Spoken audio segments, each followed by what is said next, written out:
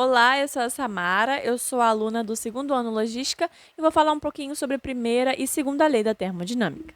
A primeira lei da termodinâmica decorre do início da conservação de energia e, de acordo com essa lei, a energia não é destruída ou criada, ela é transformada. Então, a primeira lei da termodinâmica é uma aplicação do princípio da conservação de energia para os sistemas termodinâmicos.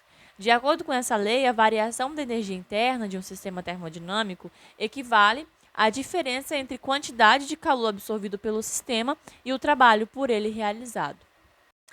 A primeira lei da termodinâmica, então, é uma consequência direta do princípio de conservação de energia, né? E de acordo com esse princípio, a energia total de um sistema sempre se mantém constante, já que ela não é perdida, mas sim transformada.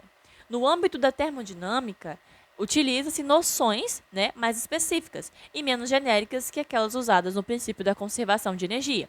Na primeira lei da termodinâmica, usamos conceitos como energia interna, calor e trabalho, que são pertinentes ao âmbito das máquinas térmicas, né? São aí aplicações tecnológicas de fundamental importância para a termodinâmica. Imagine uma máquina movida a vapor. Quando o fluido do trabalho dessa máquina recebe calor de uma fonte externa, duas conversões de máquina são possíveis. De energia, não de máquina. O vapor pode ter a sua temperatura acrescida em alguns graus, ou ainda pode expandir, e mover os pistões dessa máquina, realizando assim certa quantidade de trabalho. Nesse caso, a variação da energia interna de um sistema termodinâmico corresponde à diferença entre a quantidade de calor por ele absorvida e a quantidade de trabalho que essa máquina, que esse sistema, realiza. Então, a fórmula da primeira lei da termodinâmica seria o quê? ΔU igual a Q menos T.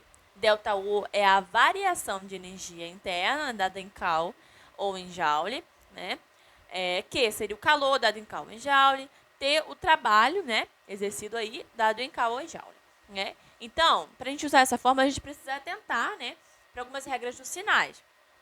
Igual ΔU será positivo se a temperatura do sistema aumentar. ΔU será negativo se a temperatura do sistema diminuir. Q será positivo se o sistema absorver calor do meio externo. Será negativo se o sistema ceder calor ao meio externo. Trabalho, no caso o T, será positivo se o sistema se expandir, realizando o trabalho sobre o meio externo. E será negativo se o sistema se contrair, recebendo o trabalho do meio externo. A segunda lei da termodinâmica, ela trata da transferência de energia térmica, E isso quer dizer que ela indica as trocas de calor que têm tendência para igualar temperaturas diferentes, No caso, seria o equilíbrio térmico, o que acontece de uma forma bem espontânea, E os princípios da segunda lei da termodinâmica é que o calor é transferido de forma espontânea de um corpo de maior temperatura para um de menor temperatura e todo o processo tem perda, porque seu rendimento sempre é inferior a 100%. Então, é ao contrário da primeira lei da termodinâmica, que não tem perda, No caso, ela expandir ou continuar ali. A segunda lei da termodinâmica ela tem perda, porque o rendimento é inferior a 100%. Então, a expressão, a fórmula aí é N igual a QA menos QB dividido por QA, onde N é o rendimento, QA o calor fornecido por aquecimento e QB calor não transformado em trabalho. A diferença desses calores de entrada é a saída, no caso, de entrada e saída é o trabalho, tá?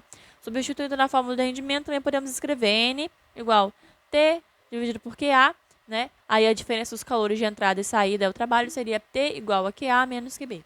Tá? Então, essa lei aí se estabeleceu a partir dos estudos de Sadi Carnot, lá em 1796 até 1832, foi quando ele morreu, incentivado pela Revolução Industrial. O físico francês estudava a possibilidade de aumentar a eficiência das máquinas.